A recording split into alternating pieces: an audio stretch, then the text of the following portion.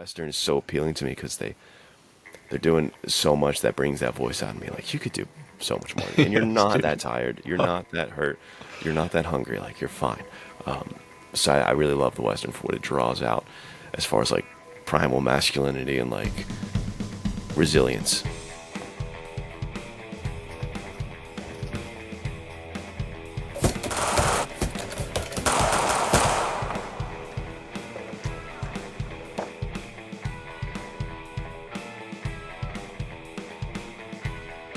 Good morning, ladies and gentlemen. It's another early morning men's adventure fiction podcast for me and Nathaniel.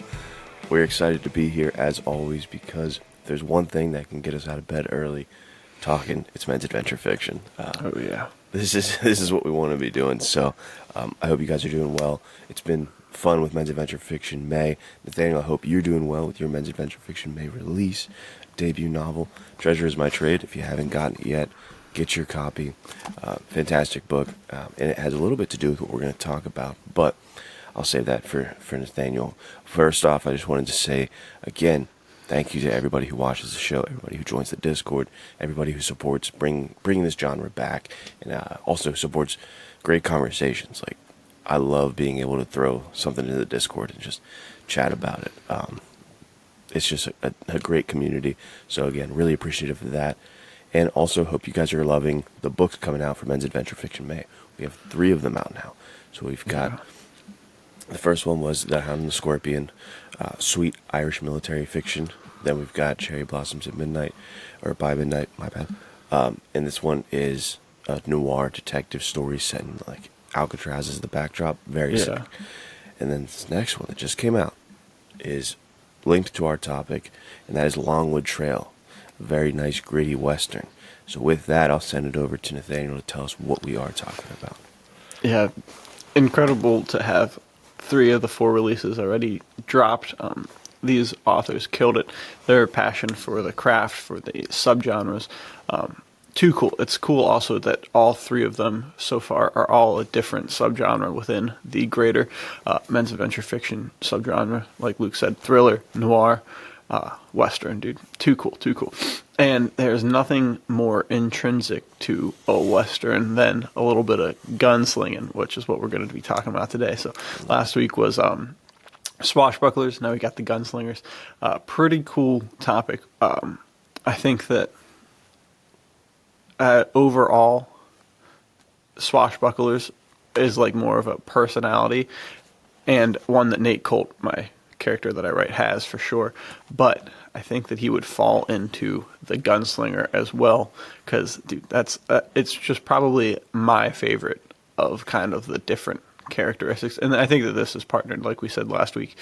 You can have a gunslinger who's certainly a swashbuckler, because the swashbuckler kind of like is an overarching ethos and personality type. Just kind of that devil may care, ready to laugh while they're swinging a punch, swinging a sword, shooting a gun. So, but I love the gunslinger kind of trope, the idea of it, the quick draw, the background, the build up, that all really is born from the Western. And I think it's just so saturated in men's adventure fiction and in the whole entire culture of action movies and just action adventure in general. Cannot give enough credit to the Western for that. So what's your thought on that? I think you made a really good point that the Western is the inception, and that's, a part of that is probably just history too, right? We went from whatever guns were when they first started, like the whole muzzle loading action. So if that is not, they probably didn't do a whole lot or think a whole lot about gunslinging. Maybe they did. Like, I'm the fastest guy to ever load my Hawken you've ever seen in your life. That probably happened. But I'm really imagining when the Colts came out and the revolvers, and people could like spin them, as everybody just tends to do as soon as they get one. And it's like, this is like, there's kind of something like pizzazz to this. I can kind of put some entertainment value into my quick draw, my spin around, and then I feel like the ethos of the gunslinger kind of developed, because what's interesting to me, and we mentioned this just before we recorded, is these gunslingers we know of were being immortalized in fiction at the time. Like, dime novels were sold while Billy the Kid was alive, while Jesse Yeah, James it's was crazy. alive. Like, I could, have a run-in with him in the street and then go buy a book about him in the Yeah. local mart. It's weird. So I'm assuming, I'm not a historian, but I'm assuming a lot of gunslinging tropes, Western tropes, were made from those campfire stories of like, did you know Billy the Kid shot dead 15 guys on this train by himself? It's like Right. that kind of thing. Which I don't even know if that's a made up story. I just made that up right now. But see, this is the sort of stuff that would be Right. flying around. Right. Yeah, exactly. Like some nobody like myself could just in the town be like, "Yeah, I saw him. He killed 5 of them. It was sweet." And then that's just like a news story.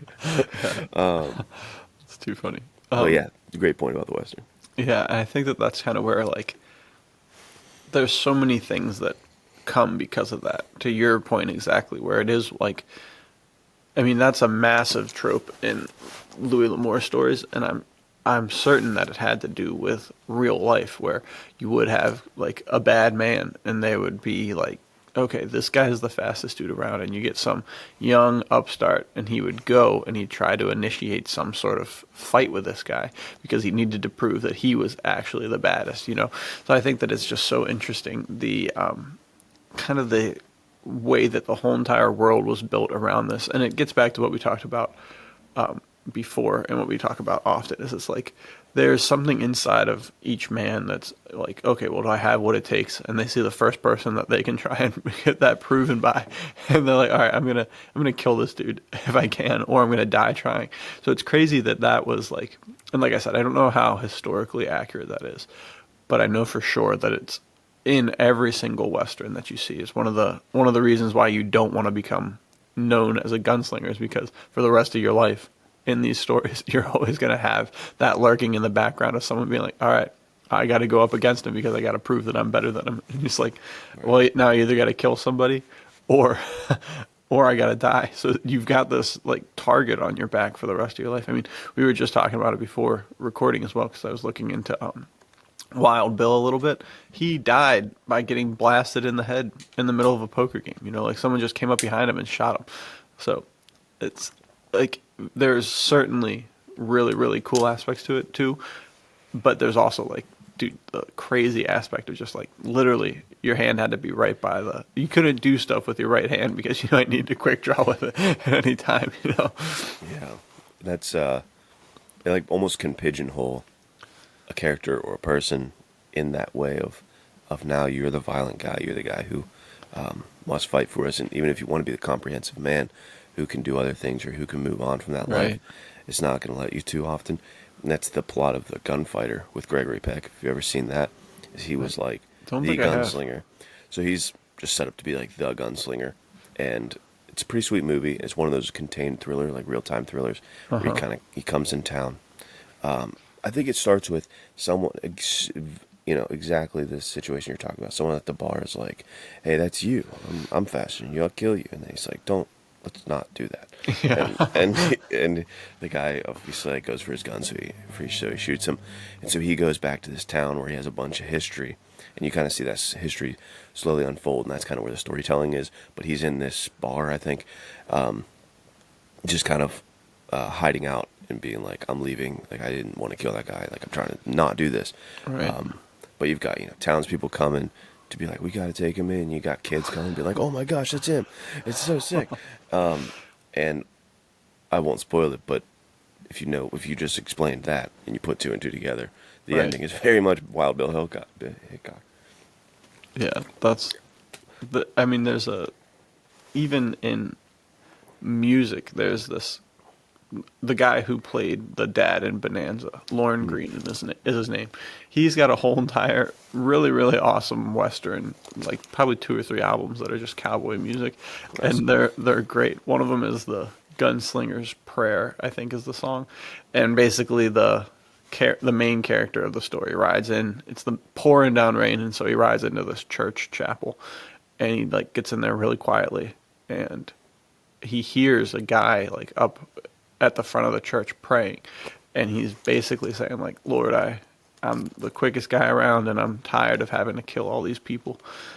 It's just I've taken too much life, and I don't know if I can ever be like worthy of you. So today, this kid that challenged me, maybe I'll be a little slower than usual. And so the song ends with like Lauren Green's character saying like, everybody was amazed at how fast the kid was, but I heard that gunslinger's prayer, because he did. He literally just like gave up, and let himself get shot because he was tired of having to kill all these young upstart kids who are like, I can take you, old man. Yeah. So it's crazy that it's for something that is so much fun now because of the way that media has shifted and utilized it to create some of the coolest characters of all time. It's crazy that it is rooted in kind of this like wild, sort of dark, sort of like heavy background of just like crazy things happening and kind of that thing we talk about before, where you have the uninitiated men who are now like wreaking havoc because they don't have that confidence. Or conversely, you have like the gunslinger was kind of this guy who stood for law and justice and was now being confronted by all of these bad people all the time because they wanted to prove that they were better than him. So it's very interesting how it's so steeped in crazy heavy differences across the board. Right. Yes, a lot of writers like used it as that metaphor for, men trying to prove themselves and to find their worth as a man, and seeing that in their ability to enact violence. And it was interestingly used in that way. And then we took like probably maybe, I don't know, spaghetti westerns, and probably John Wayne before that, like that era. Stagecoach, was that John Wayne's first one? I think. I don't know if it was his first one. It was definitely up there, though. Definitely one of the bigger ones that like started the trend for him. That kind of, so it probably is way before spaghetti westerns. It's probably Stagecoach, let's say, is the kickoff for when gunslinging could be used as like not some heavy metaphor and something to just like contemplate and think about the implications. It was used for fun and kind of like big entertainment spectacle and action movie, just popcorn time. And I think that's where men's adventure fiction fans like myself, I do love the gunfighter with Gregory Peck, but if I want to like watch a gunslinging movie, I want to see some gunslinging and it be over the top and fun. And it's something that's withheld and withstood the test of time. Where you brought up John Wick when we were talking on the phone the other day. Absolutely great example of a modern gunslinger to the max. Kind of the antithesis. Well, even it's a different way. I was going to say it's the antithesis of the Gregory Peck thing, but it's kind of not as well, because it did use those tropes as well, with him having to come back and be like, yeah, I think it up back. And also the guys testing him, they didn't know he was the fastest guy in the West. They didn't know who he was, but same type of thing. It's those unproven men, or, the men without good male role models to guide them, who are the loudest in the room, who want the most fights.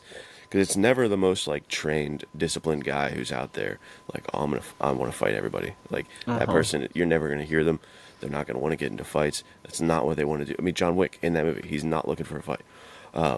Those kids are looking for a fight because they're gone down the wrong path, and masculinity is kind of taken a dark turn for them. But you get that trope, and then you get him coming back, and then the gunslinging is glorious. So they kind of mix the two worlds in a way. Yeah, for sure.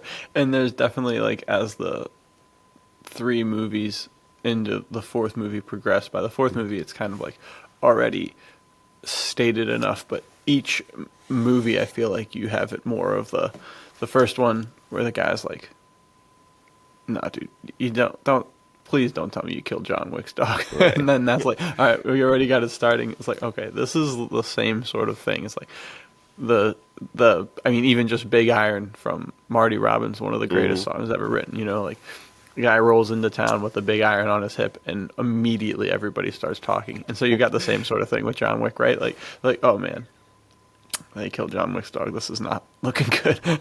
Mobilize every man we have. We're in trouble, fellas. And then the second one builds on that more, like there's the scene. These movies run together a little bit for me, but I believe the second one is with Cassian, the guy from Hell on Wheels, Common, the actor. And there's the scene where they're at the event where he has to go and he has to kill this woman. And they're in Italy, I think it is, right before the catacomb scene. And he walks past Cassian, and Cassian like clocks him and stops, and they turn around, and he's like, "Hey, John," and he's like, "Hey," he's like, "You working?" And he's like, "Yeah." And then there's like the super tense pause, and then they quick draw, and it's the same sort of thing because you're like looking at these dudes, and you can tell that the Cassian sees him, and he's like, "Ah, crap. That's John Wick." Things are about to get bad for me. And then that's built on more and more. And I think 3 is the one where they have the 2-person, 2-on-1 fight scene with swords at the end, right? Before they have the... I've only seen them one time each, except for John Wick 1. I've seen that twice, but I think, so I'm not going to help you. And I've never seen 4, so I can't. 4 is pretty crazy. It gets a little wider in scope. So it's actually probably the most like story centric of all of them, and it's also a lot longer. So they actually were like, okay, let's maybe actually try to tie in some more world building here. Very, very fun movie. I love them all. But I think 3 is the one where at the end he fights the two like just masters of martial arts in real life, and they've got the sword fight. I think it's where like he picks the one guy up and he like slams him on the ground, and his legs are flying and flailing, and he probably breaks through like 15 glass cases during the fight. And the whole entire time there's like the fact that his reputation precedes him so much that they really are able to kind of like, there's one scene where he falls down and they knock him over, and then like, all right, like, you're such an important guy, like, we'll give you a second to get back up to collect yourself. So it kind of has the same sort of vibe as like, dude, the gunslinger with the biggest reputation comes into town, and everybody's like, all right, I'm going to shoot my shot. We'll see what happens. Like this is what it's all about. And then to go from that discussion to just the gunslinging dude and the gun fu and the absolute mastery of the weapons that Keanu Reeves has learned from his training is just too cool. Cool. That's honestly opened up a whole subgenre on YouTube of like actors training guns. Watched ones with John Bernthal and Aaron Taylor Johnson, I think, did one together.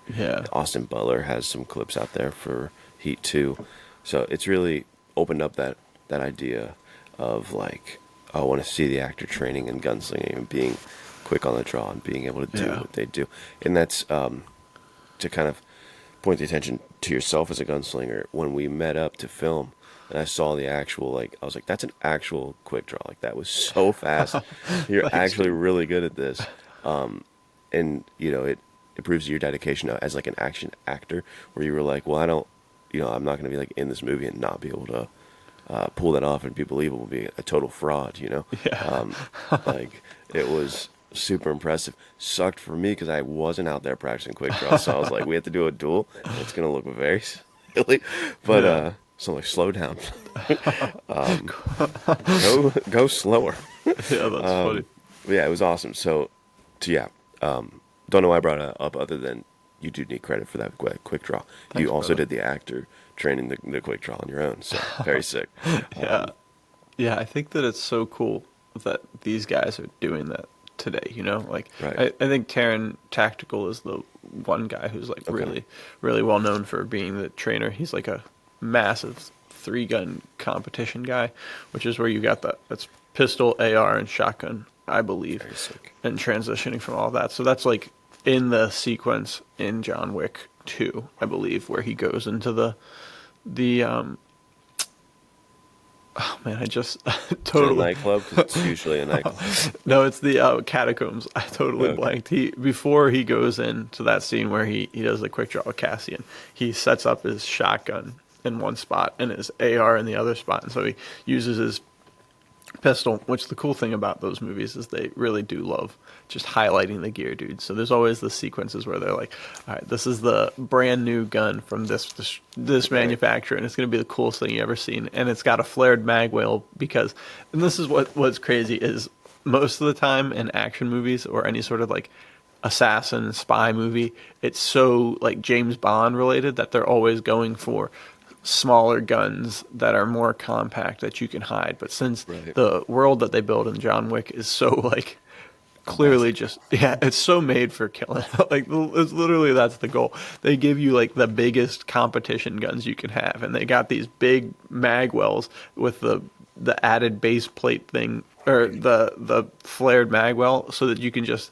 get your magazine anywhere close to it and it's going to catch it and funnel it right in, instead of trying to have to do like as accurate of a load when you're reloading. And it's just like too cool that they add that in. So he's literally using like competition level guns to just go on killing sprees, which is crazy.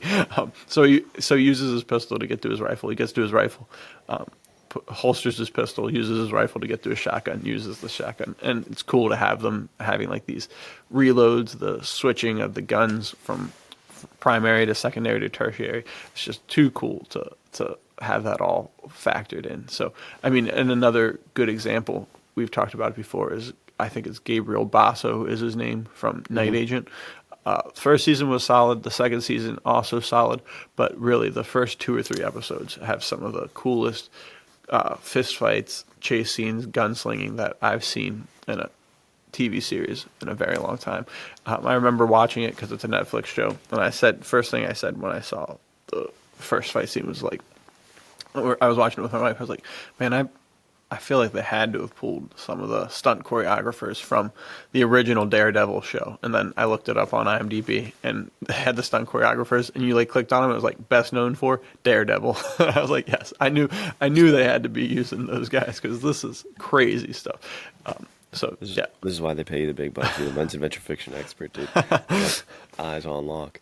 But yeah, I think a lot of this circles the idea that is inherent to almost just all of men's adventure fiction as a whole, which is we like, as consumers and fans of the genre, like we love competency. I don't know. There's something about like, competency in male characters that is so appealing to men's adventure fiction readers. Like that's what we want. It's kind of like this, that living vicariously a little bit is a part of it, but it's also, I'm sure, more and tied to a lot of things. But this idea of a man who is prepared, a man of action, a man who like is in control, he's disciplined, that stuff is so appealing to us. So to add another layer where the actor's doing it helps us buy in so much more. I think that's what ultimately won me so far over to the Mission Impossible franchise. It's like, it's exactly that. I'm like, dude, when I find out he's actually doing this as much as they'll physically let him, it's like, whoa,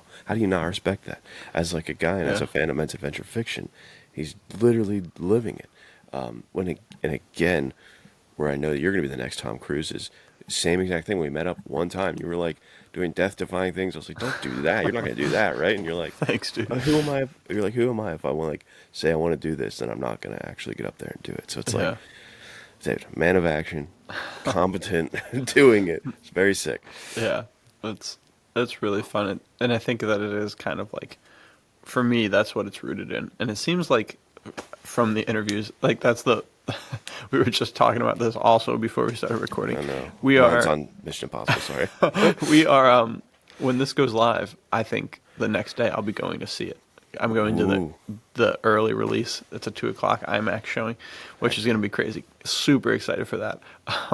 But if you thought the marketing, I don't know what you guys are getting on your Instagram feeds, dude. Literally every trailer, every ad I see, Mission Impossible, which is awesome. I'm literally like liking the ads, so I get more of them. I get the thing where Instagram, we're sending them back and forth to each other too. It's just constant. I know Instagram gives the little thing where it's like, have you seen this ad too often? And usually I'll always say yes. This time I'm like, nope, not seen it enough. Let me see more Tom Cruise. And I just saw a interview with him, and this lady's like gushing over how, because he released Mission Impossible released the shots of him on the water sequence where he's in like a pair of shorts and he's just looking absolutely jacked, and he's got the one shot of him like leaning over and his shoulders look massive, and she's like, man, what happened? How'd you get so muscular? And he's like laughing, and he's like, it's it's the same as brushing my teeth for me, right? Like you don't always want to brush your teeth, but you have to because it's like that minute, 90 seconds of brushing your teeth that keeps you like healthy. And he said it's the same thing for this. I want to be hanging off of planes. I want to be doing these crazy things. So it's important to me that my body is able to keep up with that. Otherwise, there's no point. Like I won't be able to do it. So he said, I mean, and that's for my movies. And when we're making Mission Impossible, he's like, me and Christopher McQuarrie have 4 other movies that we're working through setting up right now. And I have to be able to be in good shape to make those movies. And then he said, and what I like to do in my free time is jump off of cliffs and hang glide and speedwing and all this stuff. And I was like, dude, this is how it's got to be. Like, this man wants adventure so much. And that's why he makes the movies he makes. That's why he lives the way that he lives. And dude, he is also a prime example of Gunslinger. I remember in the Discord, we were talking about quick drawing and quick draw training and stuff like that. I know what you're going to say, yeah. Yeah, dude. First thing we talked about, like literally the first person who comes up is Tom Cruise as Vincent in Collateral, dude. Because that scene... One of the fastest draws ever. So sick. Yes, dude. That scene is highly regarded in the film community and also, crazily enough, dude, the gun community. People love that. It is now become like an actual training video of how to draw your gun fast. People are like, yeah, dude, this is how you do it. It's a prime example. I mean, I think he gets off like 4 shots in under 2 seconds. It may be even like under a second and a half. And then what's funny is he does it again in Mission Impossible Fallout. There's the sequence. They have this crazy chase scene and they get to the car, and they kidnapped a guy. So they literally have a bag over his head, and they open up the garage, and coincidentally, dude, there's a cop lady standing right there. And Ethan's like, all right, calm down. I got this. And she's like pulling out her gun. She's like, you need to stay there. And he's like, no, I've got this. You got to trust me. Everything's okay. Like, meanwhile, there's a dude with a bag right behind him. It's like, dude, this is clearly the middle of a kidnapping. But classic misdirection. Bad guys come and they shoot the cop lady, and there's 4 of them, and they all got their guns drawn, and they're about to like kill her. And Ethan can't allow that to happen, dude. Quick draw, he shoots all 4 of them before they can even get a gunshot off, and it's just too good. You love to see. That's the stuff that these stories are made of for me, because it gets back to what you were saying, like competency, dude. There's in your mind, you're watching any sort of sequence, and you have this character, and the chips are down, dude. The odds are not in their favor. There's no chance. And they're sitting there, and the people have the drop on them. And you know you're watching, and you're like, man, how are they going to get to a position where they can pull from leather faster than the dude can squeeze his trigger finger? And it's just one of the coolest things of all time. It's one of my favorite sequences, and it's why I love the character Chester Drum as well, because he's got the 357 Magnum in a clamshell spring shoulder holster. Sometimes, dude, depending on the mission, sometimes he ends up getting a 44 Magnum, because he's not always got his own gun. He's got to like pick one up in the middle of Italy or Prague or wherever the heck he is. And just the quick draw stuff is so sick. Just like finding the exact opportunity to go for your gun and make it. That's too cool. It's too cool. Yeah, there's some amazing moments in movies of that happening. You know, like the Western genre, absolutely filled with them, and I'm sure we'll get to like Clint Eastwood. I think is the ultimate gunslinger in my opinion. Yeah, he's a really good option. But I was like in the modern era again, thinking of Punisher 2004. I think is a really underrated gunslinging movie, because there's 2 really good quick draw sequences. One being the finale, and then one being like at John Travolta's character's Howard Saint's like bank or wherever he like cleans his money. Yeah. And you got those 2 guys like on either side of him. Yes. Dude. And they're all and he's got his duster on, dude, his leather duster, and he's just they're all looking at each other like, all right, quick draw, and he freaking pulls out the 2 and just starts blasting them through the glass. So sick. It is so sick. I was very, very sick. As soon as you started talking about that, I was like, yeah, dude, he's got to be talking about those 2 scenes. It's too good. It's too good. The gunslinging, man, it's again, when it's done for like entertainment value, one of the most fun things in the world. Like the quick draw is definitely a big part of it. Yeah. the switching guns now has become a big part of it. Like Right. you said, of like I want to see how they transition. I feel like another thing that is a part of it is like the almost I want to call it like the video game logic or whatever. When there's like just so many people storming it, Yeah, and yeah, you have yeah. to like kill everybody. Like that's another. What kind of examples come to your mind of that one? Like the video game overrun, not in a video game. So like Uncharted, Yeah. probably sick example of that. Right. Red Dead Redemption, sick example of that. But in movies Dude, or the TV, Mafia games as well. yeah, I think you do have to talk about Nathan Drake is king of the gunslingers. he too. probably is. Yeah. He's so One sick handy with that. gunslinging dude. Yeah, I know. Hanging on something, shooting people with That's the other impressive. hand. That's too good. I love it. I love it. That's a really good question about just being inundated with bad guys that you have to fight.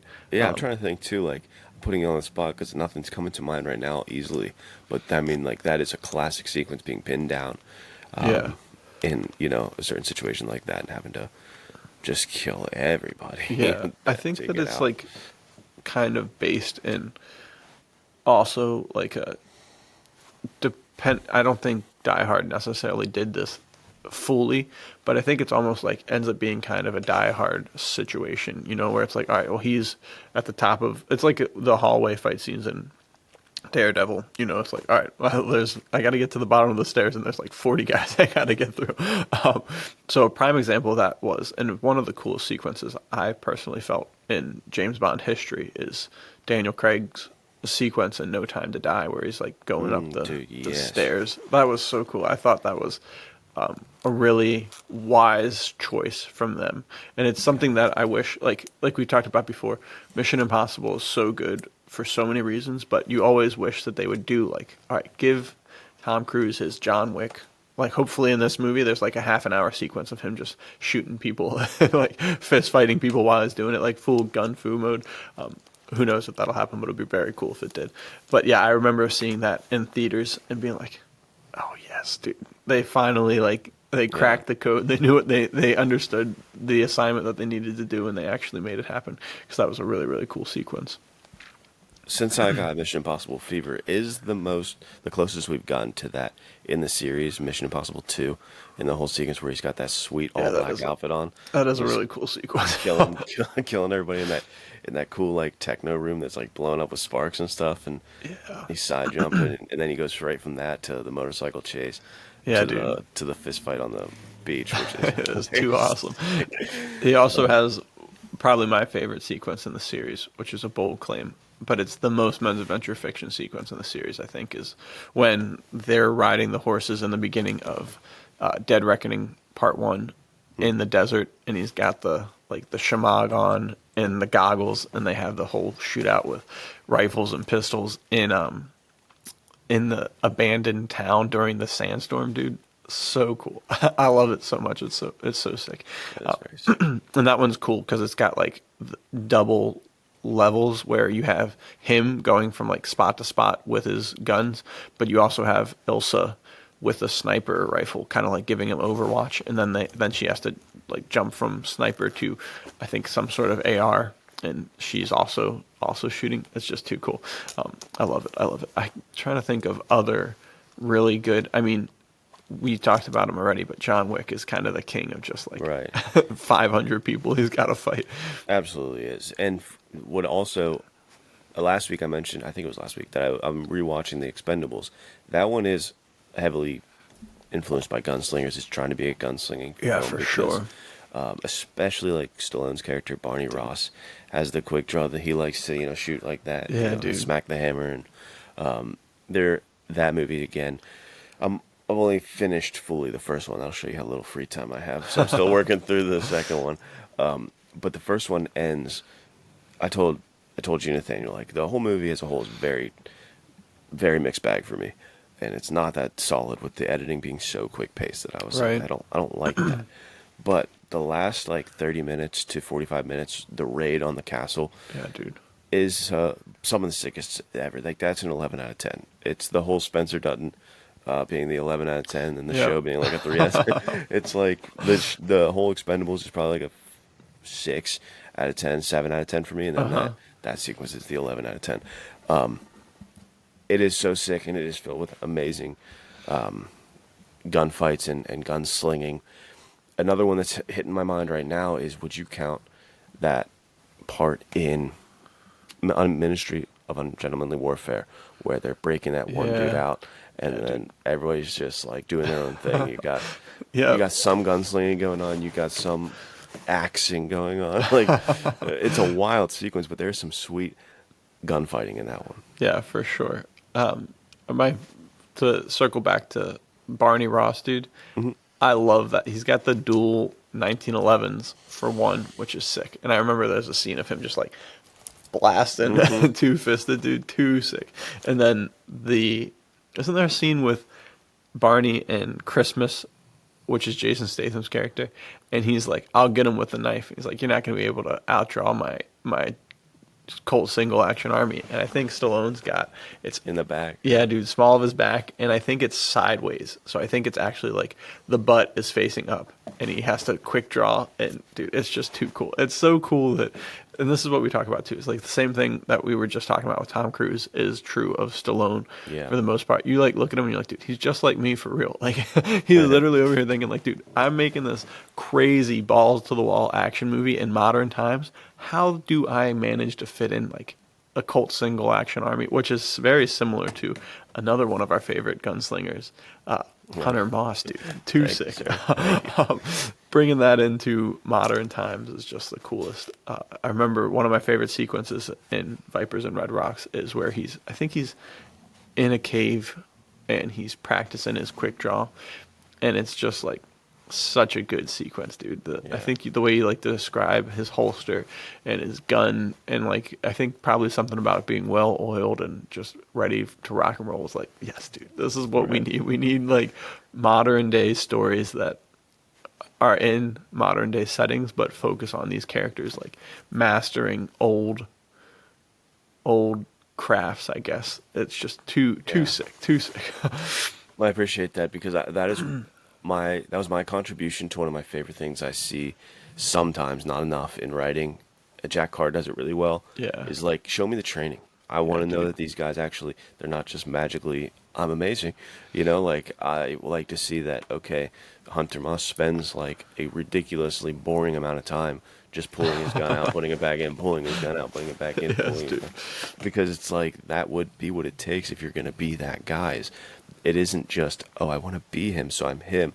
There's discipline and sacrifice, and it's this or that. You know, I can either sit and watch Netflix, or I can write my book. I can, hang out and maybe go see some more movies for me at the theater. Like, I can go to the movie theater, or I could work out. You know, it's like you have to make these choices. You have to make these sacrifices. And to become the man of action, to become the competent man, Nathaniel doesn't just quick draw, you know, for no reason like that. I'm sure you spend a decent amount of time practicing and putting yourself on the dangerous edge to face your fears and like become who ultimately you would like to be. So it is, for me, important to show training sequences for characters. Even in Fire in the Tall... that's Treasures of My Trade. It's been there so long. Treasures of My Trade is also sick. But Fire in the Tall Grass has a boxing sequence. So like, just showing that he is not just amazing at fist fighting for no reason. Like, he trains, you know, that stuff's, I like that. So that's a trope that people will eventually be like, can this guy stop putting training sequences? Well, dude, I don't know if they will, though, because Jack Carr, every single book, I think, has a training sequence in it, or multiple, which is cool. I also do really like those. I think that it's, we were just talking about in my Bible study, the concept was about fasting and biblical fasting. But I was also thinking, too, like, biblical fasting, obviously a great thing. And the concept is, like, whenever you're hungry, you use that as, like, an internal alarm clock to seek the Lord and pray. So, in the time that you would spend eating, you now are, like, reading your Bible or doing whatever. But also just fasting in general is very similar in my mind to working out, similar in my mind to what James Reese is always talking about, where he says, like, okay, I'm comfortable being uncomfortable. I think that anytime you're able to put yourself in a situation like that, okay, I'm not going to eat today. And every time that I'm upset, I dude, I love to eat. But anytime I feel like hungry, there's the thought of, okay, yeah, for sure. like I'll be praying. I'll be using that as a time to like rely on God for my sustenance. But also for anyone who's just interested in fasting for like the willpower side of it, dude. If you're able to control your mind and be like, yeah, I literally need to eat to live.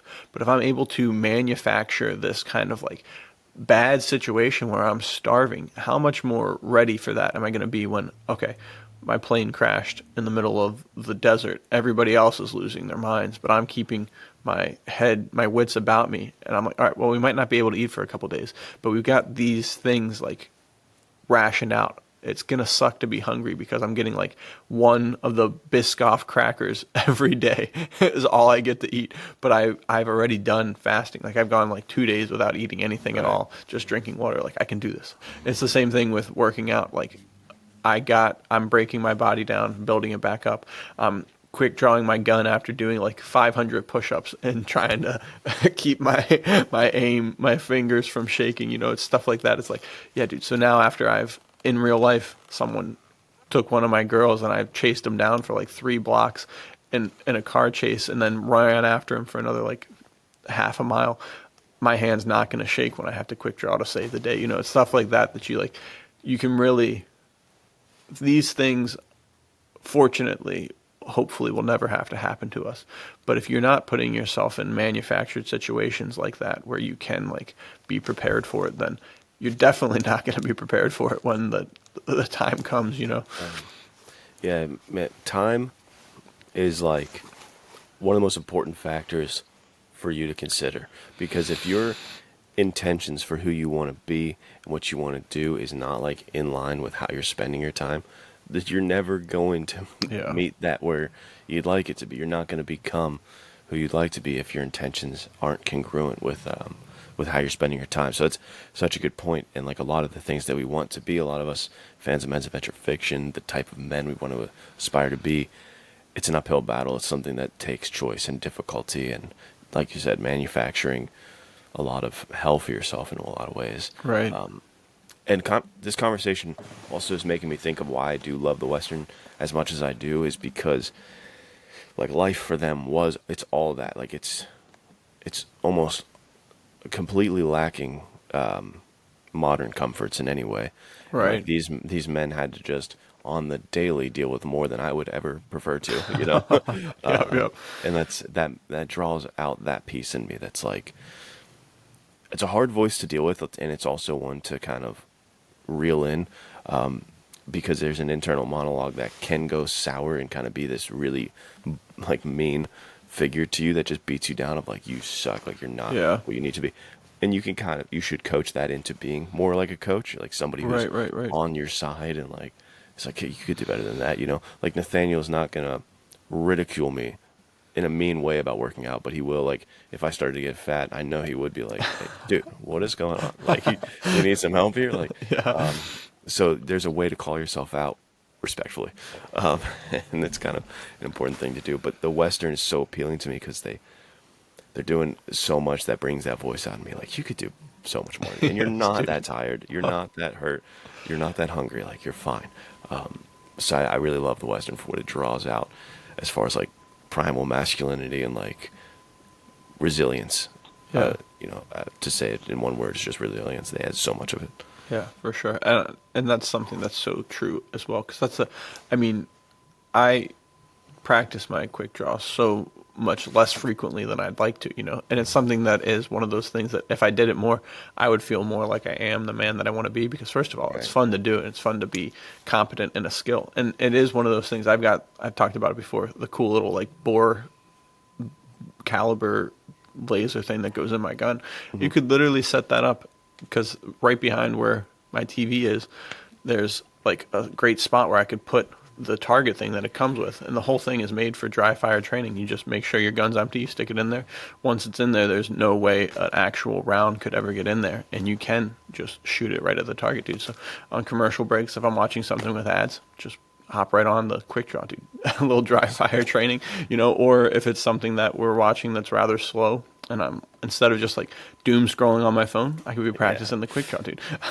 And I mean, you could even do that with like, all right, well, this is a boring show, I'll just do some push-ups while I'm watching it, something like that, which and I'm saying this is a good idea to do, and I don't do it, but I should. Like, you can redeem so much time, and that's like, there's the side of it too that I was also talking about. I mean, that's one of the things that they talk about all the time in the James Reese books is him, and I think it's Rafe, will do these like race challenges, and the end is always like, all right, we've just done like 3 miles of running with obstacles, and now we have to do like a targeted training course. Yeah. And if we're not getting the right numbers, then we got to go do it again. It's like, dude, that's crazy. I don't know how you keep that up. But it does remind me of, like you're saying, like these men in the West didn't necessarily have to manufacture it, right? Like, it's literally what they were doing. I was just reading about Bill Hickok before the episode, and there's this story that he was like, he got into a gunfight, and then the next thing you know, he's in, like, the next story about him is he's going through the woods and he's attacked by a bear, and he gets out of it by like knifing the bear, dude. That's like literally crazy. It's one thing to work out really hard and then try to shoot your pistol. It's one thing to be going around hiking and a bear attacks you, dude. Like, that's crazy stuff. So it is what you said. We talked about it before on the podcast where it's like, yeah, dude, it would be nice to live back then because it was so much more straightforward, so much more simple. Like, you weren't like, oh, I've got 6 hours today to do something. What am I going to do? How do I feel fulfillment in my life? Back then you were like, yeah, the bear's going to come get me in those 6 hours. Like, right. I better be ready. You know, it was actually like, which, and I'm not saying it was better because obviously the life expectancy was like 42 years old or something like that. Like, life expectancy is so far doubled, but you were doing a lot of living in those 42 years old because it was the only thing you could do. There was no time for dilly-dallying. No doom scrolling, just living really hard, living right, very difficultly. Your relaxing time was reading a book, dude. I always think about that. If you like rolled up to somebody, if you go to New York City and you hop on the subway, nobody's got their phones out, they're all reading newspapers, dude. Or books. That would be the craziest thing you'd ever seen. You'd think you're in like a Black Mirror episode. You'd be like, yeah. What's going on? What's happening right now? You might do some Clint Eastwood, just grunting at people. What's going on? Yeah, super squinted eye. Yeah, you just squinting at everybody. What is that? What are you doing? Speaking of Clint Eastwood, what is your favorite kind of Clint Eastwood skadoosh moment? That's a great gunslinging. I think hard choice. I don't know if this is an unpopular opinion, but I really love the final sequence in For a Few Dollars More, and I think it's probably my favorite of the 3, where him and what's it, Lee Van Cleef, I think is his name. And A Few Dollars More is my favorite of the 3 as well. Yeah, I don't know if that's what you meant by that. Yeah, it is. It is for sure. I still need to rewatch. I think I've seen the first 2 like 2 or 3 times, and the second one only. I think I've seen it 1 time less than the other. Or The Good, the Bad, and the Ugly 1 time less than the rest of them. So I really need to rewatch it. But what I really liked about The Good, the Bad, and the Ugly is the the deal that they've got where the ugly guy always gets hanged, and Clint Eastwood is sitting like 150 yards off with his Winchester, and he just shoots him and cuts the rope and he drops. Yeah. I think that's hilarious. It's like, it's really cool, but it's also just so funny that it's like, dude, this is our caper. You're just going to keep stealing stuff and getting away with it and then getting hanged, and I'll shoot you free every time. It's like, dude, what a wild thing to write into a very serious movie that it just keeps happening. I love that part. It's so amazing, unreal, like uncanny stuff that happens in the Clint Eastwood universe of movies, dude. You know, like I think it's High Plains Drifter, you know, like the one where like the whole town goes red, and there's just so many like odd, obscure things where you're like, dude, that was way weirder than I thought it was gonna be. My friend was bringing up the other day how like in the one movie, I think it's one of the Dollars movies, they like keep time with the music box. Instead of like a stopwatch. It's like so many idiosyncrasies to them that make them so unique. It's so cool. And I'll be the first to admit that there's a lot of Clint Eastwood Western movies that I haven't seen. Like, I haven't seen High Plains Drifter. I haven't seen Unforgiven. Dude, my biggest unpopular... Well, not my biggest... I have a lot of unpopular opinions. One of my unpopular opinions, one of the bigger ones, the Clint Eastwood biggest one, is I think Unforgiven's kind of like overrated. I don't like it that Yeah. much. Is it a okay. revisionist Western? It's for sure revisionist, and it is like one of those, yeah, like I would call them like a Cormac McCarthy Western. Like Right, right. it leads really heavy into that thing of like Yeah, just kind of darkness. bleak. Yeah. Yeah. And it was really, I mean, it's obviously a really well told story, and it's very good still. But as far as like if I'm gonna throw on a Clint Eastwood movie, I don't want to watch Unforgiven. Right. That's like one of the last ones I want to watch. Right. Just because it doesn't hit that same fun gunslinger energy to me. Yeah. It's like, yeah, I don't know. Yeah. It's not my favorite. But you guys can tell me I'm wrong. You know, in the comments. My comment section exists. You can be like, I hate this guy. What'd you say that for? That's fine. Yeah. I mean, I haven't even seen Dirty Harry, the Dirty Harry's- Harry movies, which he's also a gunslinger, right? Yeah, he is. He's awesome. So Clint, I think Clint Eastwood is hard. You'd be hard pressed to say like he's not the ultimate gunslinger. I don't And know. like the lines that come along with him, dude. Like Yes, he's dude. like make that 3 coffins or whatever. He's like, Yeah, yeah. And then the Are You Feeling Lucky, right? Is another yeah, classic you one. feeling too. lucky, punk. Well, He's just got fine. he's got some of the best.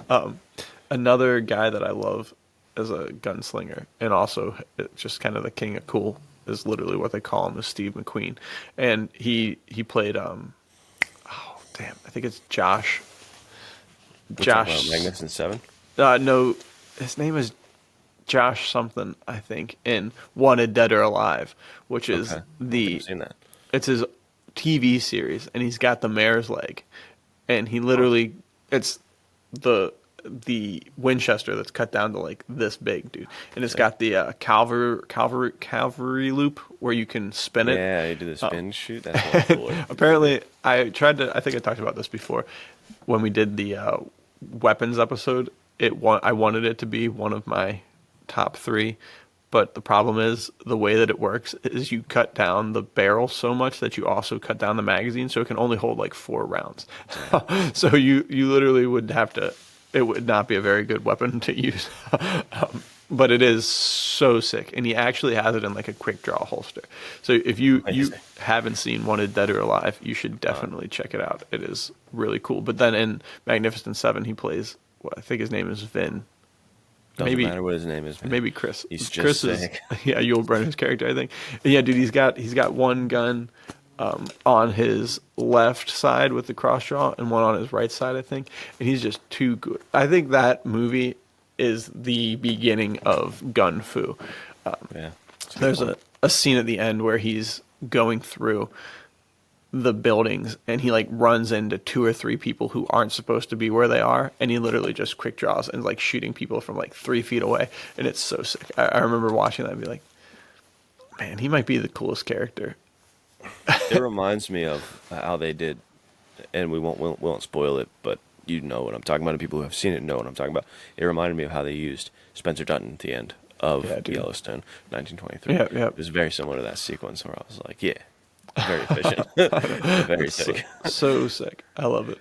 Which brings me to another thought that I was thinking about is Yellowstone has some really, like, both the main series and 1923 as well as 1883 all have some really, really cool gunslinging stuff in them. They definitely do. Any Western kind of like worth its salt should have some good gunslinging, and I'm glad that like 1883 has, even as episode 1 I think it is, has that like stagecoach shooting behind him type gunslinging. I love that kind of stuff, and that's, you know, back to the video games thing that I backed off of earlier. Red Dead Redemption 1 and 2 is so good for the whole like horse chase gunfights. I don't know what people's favorite thing to do in that game is. Mine is definitely like getting on the horse, having like a trail of people behind you. Yeah, You're dude. just gadoosh, singaplasho. You know, you're trying to like Blast them left and keep right. everybody away as you're riding your horse, jumping the terrain. Because think about, realistically, back to the competency. Think about that realistically. Like, how hard would it be to ride your horse, keep him contained as you're sprinting full sprint? The horse is hearing boosh, boosh, getting shot at. He's terrified. You have to keep control of this beast. You're jumping like the terrain if there's, you know, rocks and such.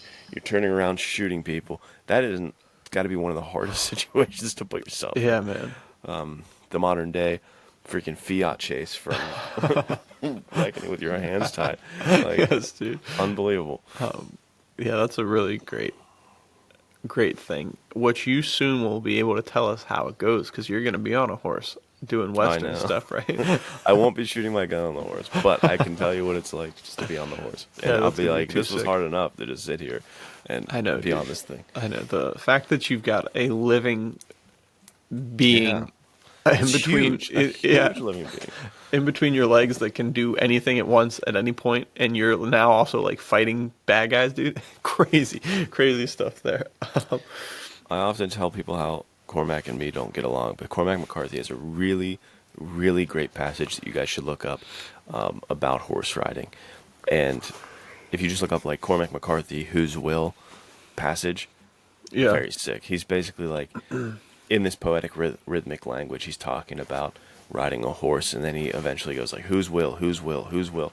And it's like shows like, is it the rider or is it the beast? Like, who is moving at this point? What's happening right now? It's so, I think it's such a cool way to describe that, because it's like both of these, you and that horse, both have your own consciousness, your own lives. Like, Yeah. you're making your own choices, and it's like, are you driving him? Is he driving you at this point? It's very sick. It was a great Yeah. passage. That sounds really cool.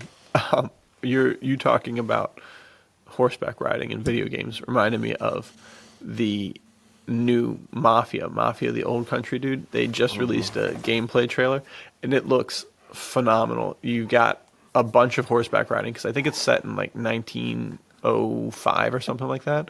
And you have a lot of switchblade knife fighting, which is a classic swashbuckler Western trope. And then you've got a bunch of quick draw stuff with revolvers. So it looks like I sent it into the Discord and said, like, I mean, Uncharted is my favorite gaming series of all time, but this game looks like it's going to be fighting out of its weight class, dude. It looks so sick.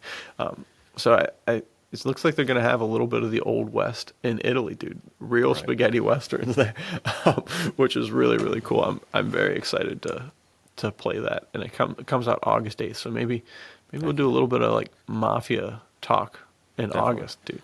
Absolutely. Have some fun with that. Before we kind of wrap things up, you mentioned spaghetti westerns. I'd be remiss if I didn't bring up Django from I think Yes, 1966, dude. That is probably it. When I didn't see it for a very long time. I think you guys can watch the podcast and find out when I saw it, like recently. But that instantly jumped up to my top 10 westerns of all time, if not my top 5 westerns of all time. Dude, very cool. I love it, and it's it is the epitome of action western and gunslinging western. So I think it has some of the best gunfighting and gunslinging you'll ever see. And I'm going to do a spoiler alert for right now, and I'll keep my hand up like this until the spoiler's gone for people who want to skip it, because I don't want to ruin it for people who haven't. He carries this coffin around, and midway through the movie you find out what's in the coffin, and it's this giant Gatling gun type situation, Too sick. huge machine gun, and he's sitting behind a log, and he's got his coffin, and people are like, "You're gonna die. There's gonna be like hundreds of them," and he's like, smoking. He's fine, waiting for him. And then when they come, he opens up the coffin and just lays waste to like hundreds of guys. Dude, it's the too sickest cool. sequence ever. So Too cool. amazing, dude. You gotta watch that movie for the gunslinging. That brought up a really different like thought that we wanted to talk about it a little bit, but I totally forgot about it until you brought it up. I still have not seen that movie, so that's a crime against humanity that I need to fix. But it reminds me, and I think that this trope is certainly pulled from that movie. There's this show called Trigun. It's an anime, but it, like I said before, I think I said it on the podcast. Like, I'm not a huge anime guy, but I love men's adventure fiction stories. So anywhere I can find them, I'll watch them. And Vash, the Stampede, is the main guy, and it is like a post-apocalyptic kind of sci-fi thing, but he's a classic gunslinger, dude. And there's a whole sequence where he quick draws his gun and then he puts an egg on the front sight, dude, and he just holds the egg and he's like pulling the trigger, and so he's got the ultimate control of the gun. The egg does not fall. He's got to completely chill. And then there's another guy called Nicholas D. Wolfwood, who is a priest pastor kind of guy, and he's classic, dude. Classic trope. Literally carries around a cross like a big cross, dude. And there's sometimes where he drags it behind him like the coffin. Yeah. And of course, dude, spoiler, it's filled goes with the guns, hand. dude. Nice. It's loaded up, dude. It's too sick. So love that. Another one of the quintessential gunslingers in my mind would be Spike Spiegel from Cowboy Bebop, dude. So sick. There's a lot of like quick draw stuff, a lot of him spinning the gun on his finger. Another guy who is very competent and ready for whatever's going to come his way. I think episode 5 of season 1 is the sequence in the church. I guess there's only one season, and he's dual wielding. He's got a Jericho 941, and he's got a Beretta. He's just going around blasting people, dude. It's just so sick. But that show is just filled with some of the best gunslinging you could ask for. So, really cool stuff. Heck yeah, dude. This was a fun episode. Yeah, dude. What were you thinking for end segment? Yeah, that's a good question. I think for end segment, let's highlight these two guys real quick, and then talk a little bit about some of the coolest stuff that's coming at you guys in the next month or two. So I know for me personally, this gunslinger archetype is so near and dear to my heart that there's a ton of stuff in Treasure is My Trade that is very much influenced by that. And I wrote Nate Colt as a gunslinger because I love that. I love that aspect. I love, I think it harkens back to kind of like in your everyday life. I'm sure that everyone has this kind of in their mind. Is like you go around seeing people, and especially since I write Nate Colt, I always think like, dude, Nate Colt is around the same size as me. Like that's how I write him. I mean, I think he weighs a little more than me. Right. But you're gonna deal with characters like there's just people that you see, dude. That they look like they eat nails, dude. You know, and they're not overweight at all. They're literally just like pure muscle. And it's like, dude, how? And they're taller than you. And it's like, dude, how would Nate Colt ever possibly beat that guy? And I think that's what's so cool about Ethan Hunt, John Wick. And we talked about this before, dude. Reacher is that guy to everybody else. He's just like unstoppable. And I think we talked with Knight about like who's got a chance against Reacher. I think it was Daniel Craig's James Bond, Tom Cruise's Ethan Hunt, and then Alan Richton's Reacher. It's like who's winning the fight? It's like, dude, I don't know. How do you beat Reacher? How do you beat someone like that? That's just, and so that's what's cool about like writing Nate Colt is he's not the best, and that's what these characters are. All of them aren't necessarily the best at everything that they do, but they're able to kind of like figure out a way to get around it.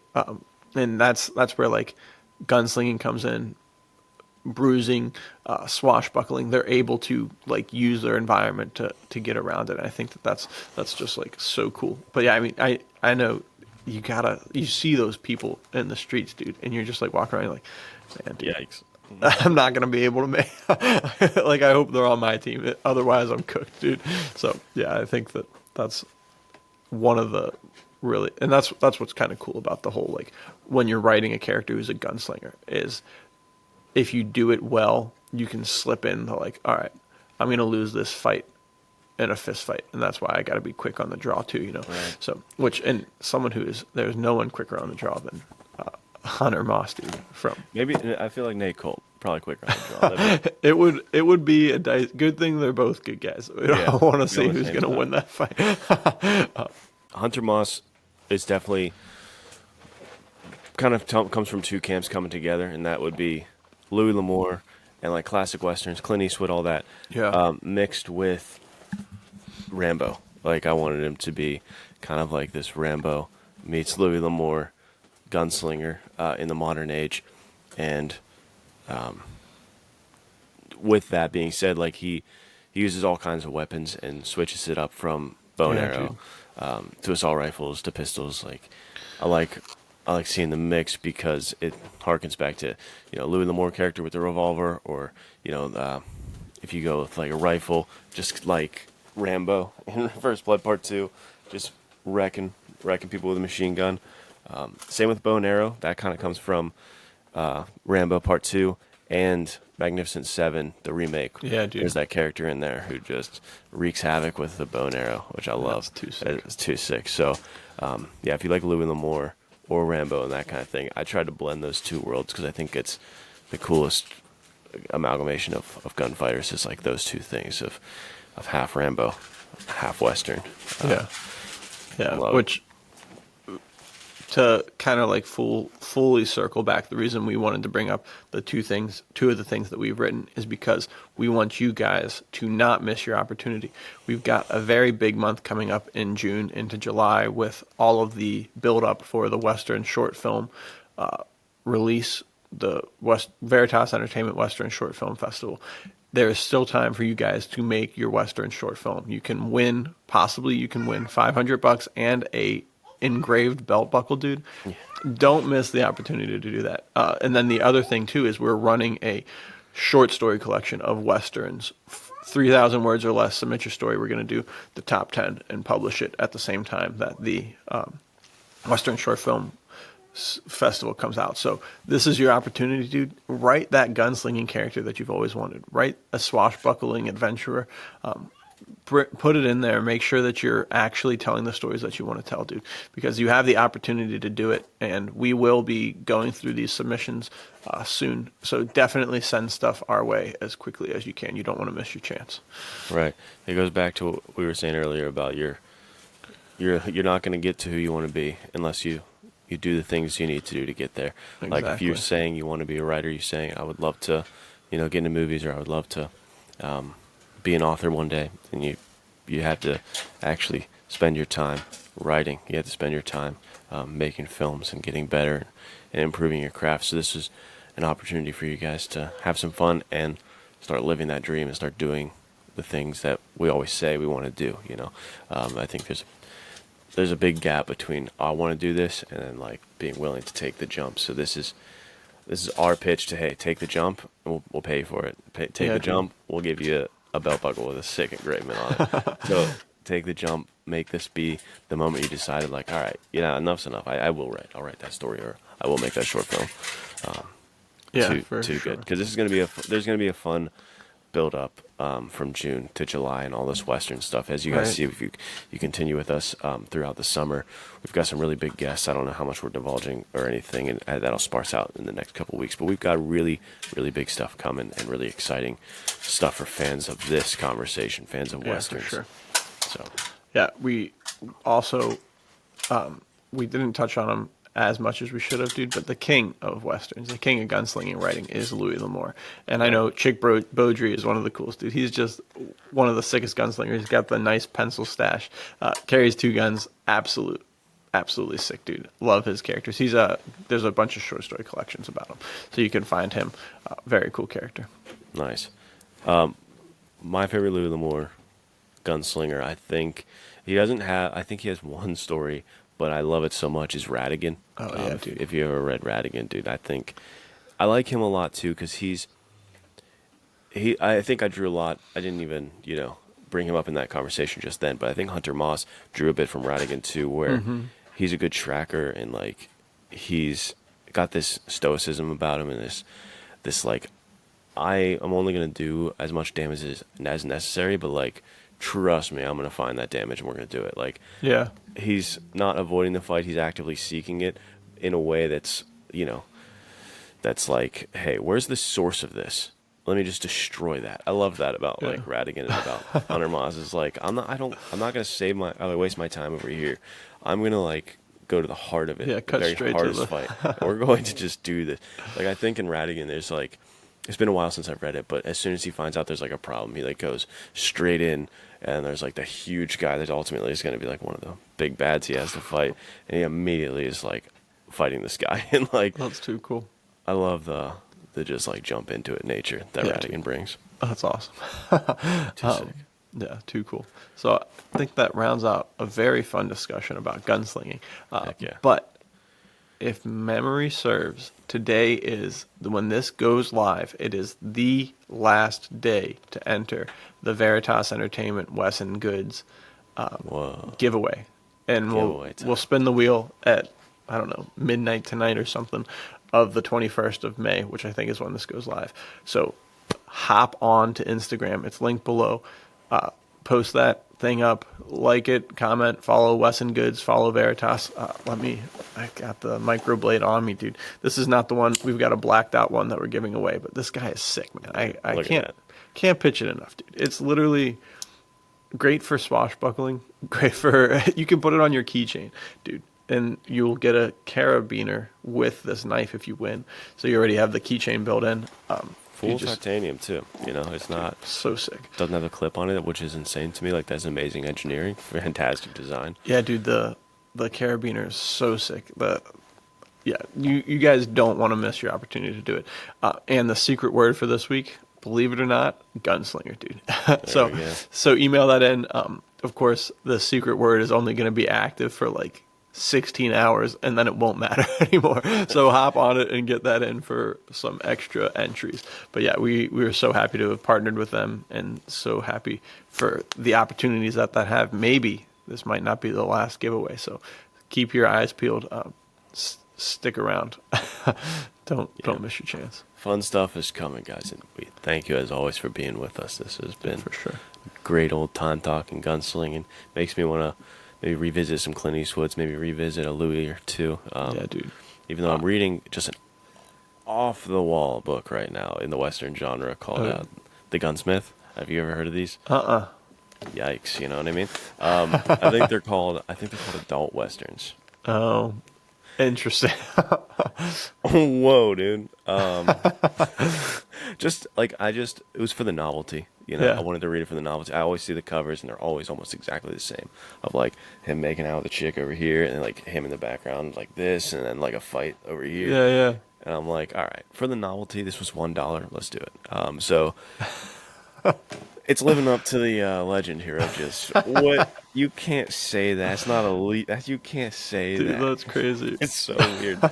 So as soon as I finish that, I'll hop into a real strict Western. Yeah, with, dude, Louis something- L'Amour. Something clean the palate. To that point, if you guys want a Western, check out Longwood Trail. Just released yesterday. Yeah, that is a great story.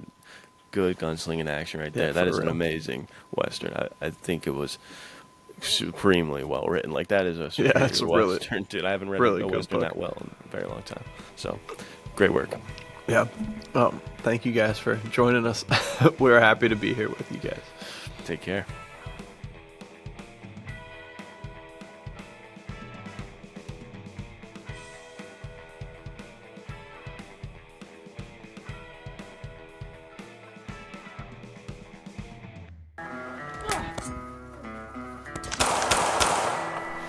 You of course know Socrates. Of course. Did you know he wrote scrolls? No, I don't think that he did. I was under the impression that all of his philosophizing was carried down to us by his followers. A common misconception.